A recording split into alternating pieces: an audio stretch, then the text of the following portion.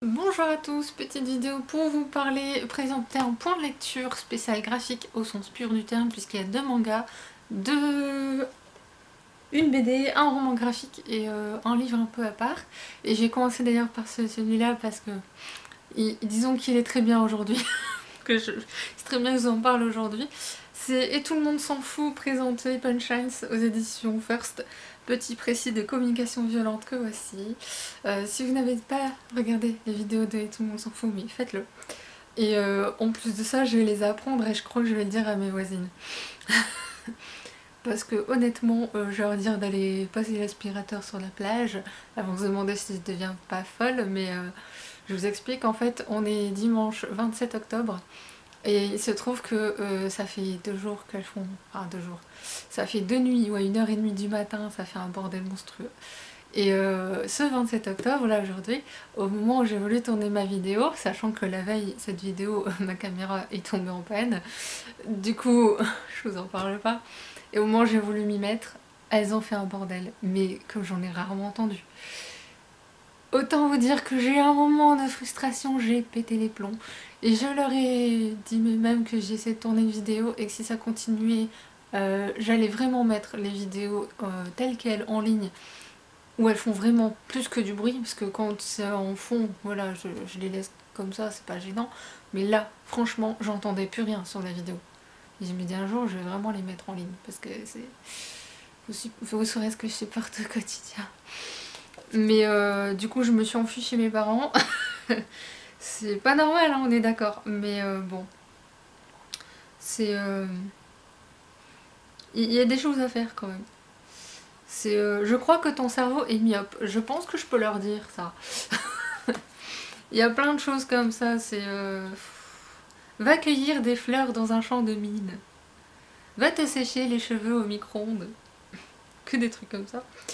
Et oui, il y a des photos extraites des vidéos aussi. Et je surkiffe ce livre. C'est un défouloir en fait. C'est un bon moyen de se défouler en silence. Et c'est un bon moyen de répondre aux gens quand c'est des gens qui veulent pas entendre ce que toi tu penses. Ce qui m'arrive aussi pas mal. On va y revenir d'ailleurs à ça. Mais enfin bref, du coup ouais, j'ai adoré. Je remercie un membre de ma famille qui m'a rappelé l'existence de ce livre, qui est sorti le 10 octobre, donc il est vraiment tout récent quoi. On va passer au manga avec un boys love qui s'appelle Hearty de Yuko Yoshida aux éditions Taifu. J'adore cette collection là chez Taifu. J'ai jamais été déçue jusqu'à maintenant. Je les achète pas tous parce que bah, déjà c'est pas possible financièrement. Mais il faut faire des choix, donc voilà. Alors en termes de graphisme, j'ai commencé par là. Je vais essayer de prendre un passage au début. Parce que je pense que c'est là où on voit mieux les choses.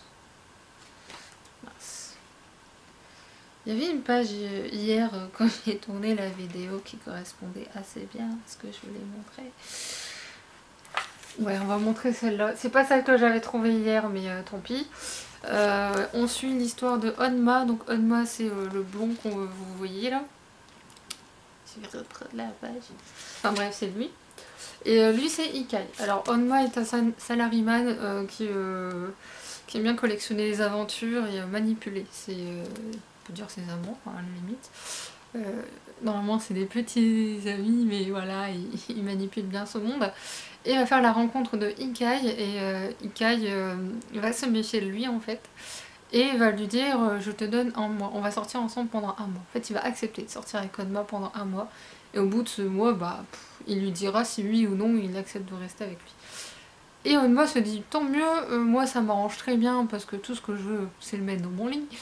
Et sauf que Ikai n'accepte pas d'être dans son lit. Il veut vivre une relation amoureuse normale et comprendre ce que c'est que d'être amoureux parce que lui il ne le sait pas en fait. Il a du mal avec le concept justement. Et je trouve justement ça très intéressant dans ce manga que Onma ne soit pas aussi dominant qu'il le croit et que Ikai ne soit pas aussi dominé que ça. C'est-à-dire qu'il y a plus une forme d'égalité qui se crée entre les deux et une forme de communication, une réelle communication entre les deux, non verbale surtout, c'est ça qui est très beau. Il y a une réelle relation qui se crée entre les deux et je trouve que son évolution est très belle, d'autant que ce qui me plaît le plus, c'est que on n'est pas dans un truc de bisounours, on n'est pas dans un truc Parce que le problème des boys love, alors, enfin, dans la majeure partie des cas, c'est que soit c'est des trucs pas réalistes, bon ça en soi c'est pas gênant, ça reste de la fiction, mais soit c'est pas du tout réaliste, soit on aborde plus la partie sexuelle, et là moi ça me gonfle complètement, soit on se base sur l'aspect vraiment d'une naïveté confondante. Et là non, on est vraiment pas ni dans l'un ni dans l'autre en fait, on est vraiment dans quelque chose de très neutre. J'aime pas l'idée de neutre, mais il y a une forme de neutralité dedans que j'aime beaucoup. De justesse aussi, même dans les dialogues, je trouve qu'il n'y a pas de côté.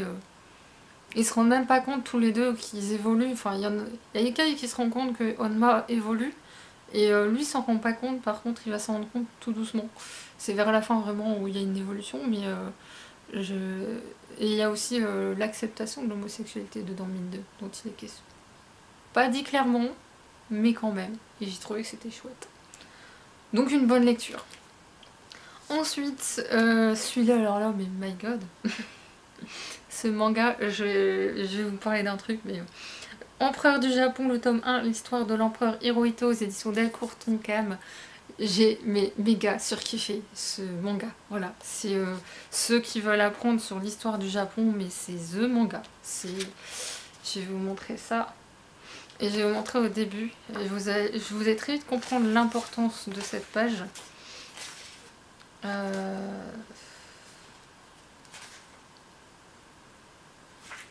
Ouais, je peux peut-être vous montrer celle-là, ça ira. C'est au début, hein. C'est pas gênant. C'est ce personnage-là dont je vais vous parler à la fin. Enfin, je vais sûrement en parler en dernier. En fait, ce manga a une importance, une double importance, déjà historiquement parlant, mais aussi par rapport à ce qui s'est passé récemment au Japon, puisque, comme vous le savez, le nouvel empereur a été intronisé en ce mois-ci, enfin au mois d'octobre. Et en fait, dans le discours de Naruhito, le nouvel empereur, il a dit quelque chose, et j'avais déjà lu ce manga depuis très peu de temps en fait, donc c'était encore très frais dans ma tête, et quand j'ai entendu le discours de Naruhito, j'ai dit ok, j'ai compris vers quoi va aller Naruhito, et déjà ça va très bien avec la personnalité qu'il semble avoir, mais ça va très bien aussi avec l'histoire de Hirohito. En fait, l'histoire de Hirohito, ça marque déjà une évolution au Japon, parce qu'en fait, ouais, je vais commencer par là, je suis partie par là, je vais commencer par là. En fait, Hirohito, quand il apprend à devenir empereur, quand il est à l'école, on va dire, c'est une école très particulière en fait, et au lieu d'avoir les enseignements des anciens empereurs qu'ils ont eu, lui non, il va avoir des enseignements différents. En fait, avant lui, les empereurs apprenaient que le peuple était à leur service. Lui, il va apprendre l'inverse. Il va apprendre qu'il est au service de son peuple, qu'il doit le protéger. Et ça a son importance puisque, comme vous le savez, lors de la Seconde Guerre mondiale, le Japon a perdu, et le commandant MacArthur est allé au Japon rencontrer l'empereur en se disant il va falloir que... Enfin, il s'attendait vraiment à ce qu'il agisse comme n'importe quel politique en disant non, j'ai rien fait, quelque chose comme ça. Et en fait, Hirohito a fait tout l'inverse. Il a dit je prends l'entière responsabilité de tout ce qui s'est passé pendant la Seconde Guerre mondiale. Peu importe le point de vue qu'on prend, je prends l'entière responsabilité. D'ailleurs, c'est le début de ce manga. Dès le début de ce manga, on voit la rencontre entre Hirohito et le commandant MacArthur. Et cette rencontre-là, justement, le commandant MacArthur, ça l'a marqué.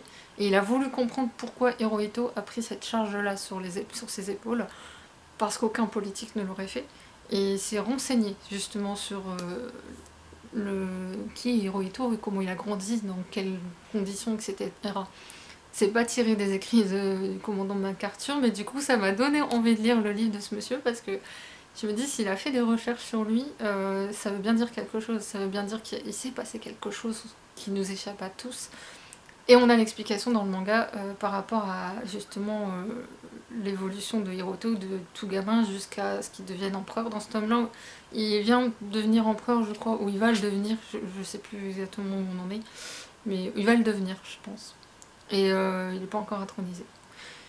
Et en fait, moi ce que j'ai surtout adoré, enfin j'ai adoré tout ce qu'il y a dedans, parce que forcément il y a l'aspect historique, il y a tellement de choses. Après oui, il y a une part de fiction, parce que bah, forcément on n'a pas de preuve de ce qui s'est dit entre les personnages ou quoi que ce soit, mais c'est basé quand même sur des recherches historiques, il faut dire ce qui est. Mais j'ai adoré, c'est la relation entre Hirohito et sa nourrice. La nourrice, c'est le personnage dont je vous ai parlé au tout début là. Et en fait, cette nourrice, il va se créer un lien entre les deux extrêmement fort. Jusqu'à quel point, je ne sais pas. Mais je suis curieuse, je veux lire la suite, parce qu'il y a quelque chose. Je veux dire, Hirohito, c'est quand même quelqu'un qu'on sent dans ce manga, on le sent profondément humain, proche des gens, proche de... mais qui sont très seuls aussi. Et je pense que cette nourrice a une importance particulière pour lui. Mais ça se ressent dès le début de toute façon. Quel manga, mon dieu, mais quel manga. Je savais que je l'aimerais, ça c'était une certitude, mais à ce point je m'y attendais pas. Mais enfin bref. Ensuite, on retourne dans du Boys Love mais en roman graphique cette fois-ci avec Heartstopper, le tome 1 de Alice Oseman aux éditions Hachette que voici. Les graphismes, bah voilà, nickel, sur la page que je voulais. Alors vous avez Charlie et Nicolas, donc Charlie, Nicolas, voilà. Et en fait ici donc on suit Charlie qui est homosexuel, tout le monde le sait, ça pose pas trop de problèmes, enfin au moment du début de l'histoire, au début de l'histoire en tout cas. On sait qu'il a été harcelé un peu l'année passée, mais là c'est voilà, ça s'est amélioré. Il a une relation extrêmement particulière avec un de ses camarades, un peu bizarre, pas très saine. On sent tout de suite qu'il y a un truc qui est pas normal quoi. Et il va être en classe, il va se retrouver assis à côté de Nicolas, qui est le sportif par excellence, le rugbyman, que tout le monde adore, il est gentil, il est tout ce qu'on veut. Et en fait, ça paraît très cliché jusque-là, mais il n'y a rien de cliché dedans en fait. C'est une relation, en fait ils vont devenir amis assez rapidement. Et autant Charlie est plutôt méfiant, autant Nicolas est quelqu'un de très naturel et très... Il y a un naturel qui ressort quoi, chez lui qui est plaisant. Et ils vont forcément se rapprocher, vont forcément devenir très proches. Jusqu'à quel point, je vous laisse découvrir. Et j'aime bien parce qu'on parle quand même d'homosexualité dans le sport. Déjà, donc c'est un sujet qui est quand même assez tabou. On commence à en parler seulement, mais soyons honnêtes. Voilà. Et on parle du harcèlement scolaire légèrement, c'est très vite passé, mais on en parle un peu. Et on parle d'une autre forme de harcèlement aussi, qui est moins... qui est traitée... En fait, il y a une ou deux scènes, je crois, sur ce type de harcèlement, mais elles sont très fortes. Elles marquent un peu quand même l'esprit, je trouve. Et aussi, on parle de l'acceptation de l'homosexualité vis-à-vis de soi et vis-à-vis des autres. On dénonce des stéréotypes aussi, qui est pas mal non plus. Je trouve que pour un roman graphique qui se lit extrêmement vite, il y a tellement de choses à voir et je trouve que le type de graphisme est très bien choisi avec l'histoire. Moi c'est quelque chose où je deviens exigeante là-dessus, sur la cohérence entre le graphisme et le fond et la forme.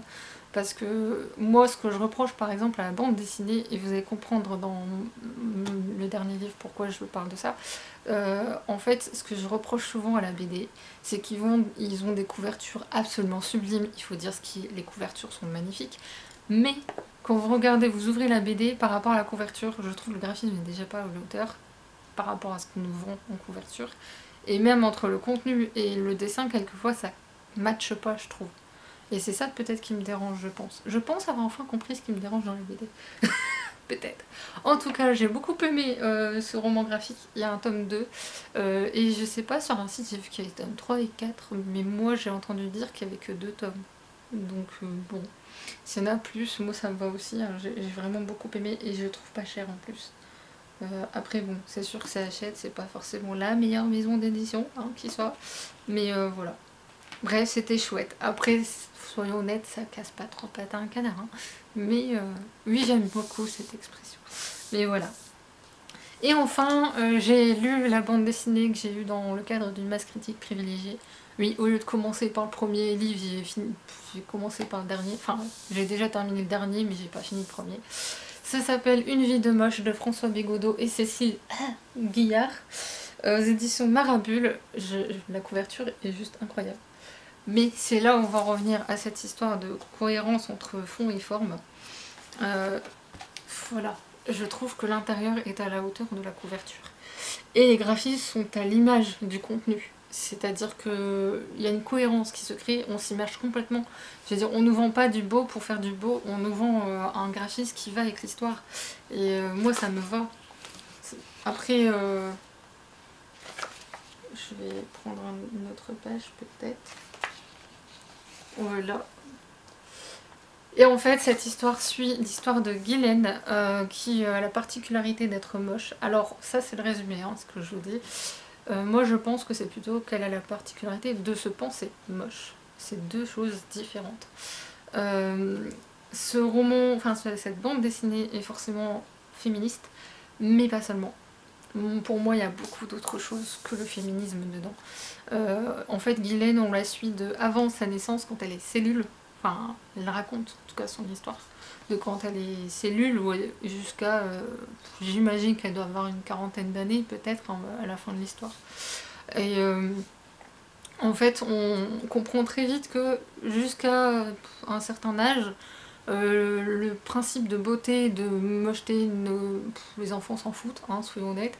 C'est juste qu'au jour où il y a un enfant qui va lui dire qu'elle est moche, où là, elle va basculer en fait. Elle va se dire, elle va se poser des questions, c'est quoi la beauté, c'est quoi la laideur, elle va demander à ses parents, sa mère lui dit qu'elle est belle et bon jusque là ça va, et quand sa mère dit à son père, dis-lui qu'elle est belle, elle a besoin d'être rassurée. Son père a une phrase mais terrible, où Ghislaine elle-même se dit, mais en fait ça a été un coup de poignard pour elle, de se dire mais finalement mon père a voulu me dire que j'étais belle parce que c'est mon père mais pas parce qu'il le pense. Et c'est le rôle des parents de rassurer l'enfant même s'il ne le pense pas. Et c'est cruel quand même, c'est très cruel. Mais il n'y a pas que ça, hein. Il y a tellement d'autres choses. Elle explique par rapport au modèle au canon de la beauté de l'époque, voilà qu'est-ce que c'était, que elle non, elle correspond pas à cette norme-là. Les normes de la beauté féminine. Je parle pas du reste, hein, mais pas, même dans la cour de récré, elle explique la cour de récré, les belles, elles sont entourées, il y a du monde autour d'elles, les garçons tournent autour, ils lui tirent les cheveux, machin, et hein. Elle est à part, elle a une ou deux copines, il y a personne qui tourne autour, il y a son amie d'enfance avec qui elle passait son temps jouer qui ne traîne plus avec elle. On voit vraiment l'évolution en fait, quelque chose qui nous paraît anodin, parce que soyons honnêtes, en 2019 ça n'a pas changé, hein. Elle explique bien ça en fait, c'est vraiment montrer que, mine de, les normes elles se créent déjà dès l'enfance, dès l'école en fait, et c'est ce qu'on est censé appeler des normes mais qui ne devraient pas exister, soyons honnêtes. Et ça continue à l'âge adulte aussi, et c'est... je me suis retrouvée pas mal dans le personnage de Ghislaine, il y a des réflexions qu'elle a où je les pense. Après on passe dans les années 70 où là il y a cette forme de liberté et d'expression avec tout ce qui est le mouvement, comment on appelle ça, hippie, enfin des trucs comme ça, vous voyez. Où là elle va rencontrer des gens qui sont comme elle dans le sens où ils veulent pas rentrer dans des cases. Ils ne rentrent pas même dans des cases, la société ne veut pas les mettre dans des cases où ils y correspondent pas. Enfin, et d'ailleurs ces gens-là tiennent des propos à Ghislaine qui m'ont fait réagir. Cette BD, j'ai dû la refeuilleter à plusieurs reprises, certains passages particulièrement à d'autres, parce que forcément je me suis retrouvée plus dans certains que dans d'autres. Je vais pas le retrouver. Si, je vais le retrouver. Ça après. Je sais plus, mais c'est... Voilà. L'assignation à la beauté est un mot d'ordre libéral. L'injonction à la fécondité est une manœuvre patriarcale. Voilà, ça c'est deux phrases, c'est fait.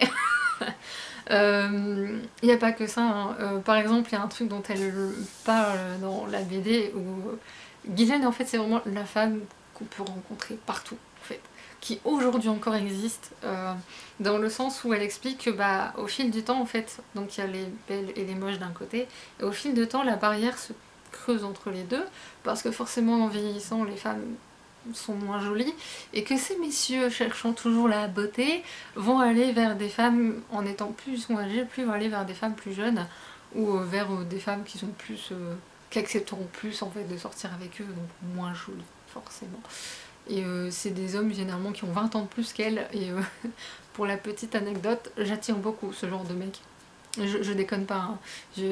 Combien de fois c'est des hommes qui ont 20 ans de plus, 15-20 ans de plus que moi qui tentent leur chance, quoi. Moi non. désolée. Ou, soit c'est ça de toute façon, soit c'est des mecs pas très recommandables, voilà. Donc moi j'ai fait une croix dessus.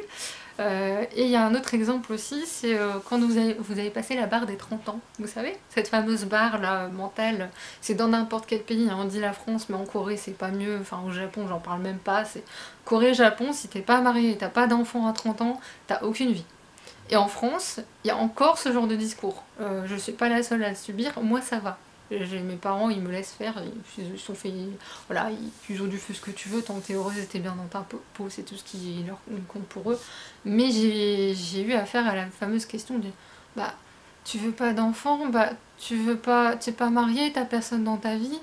Il y a même, je vais vous raconter une anecdote toute récente, une amie à ma mère, qui lui a dit, enfin elle parlait de moi et moi j'ai une oreille a voilà, pris la conversation en cours. Et elle dit bah ouais mais pour une femme, pas avoir d'enfant à 30 ans, quand même. Hein. Autant un homme, bon, mais une femme. Ma mère m'a regardé en priant de tous les dieux pour que je me taise.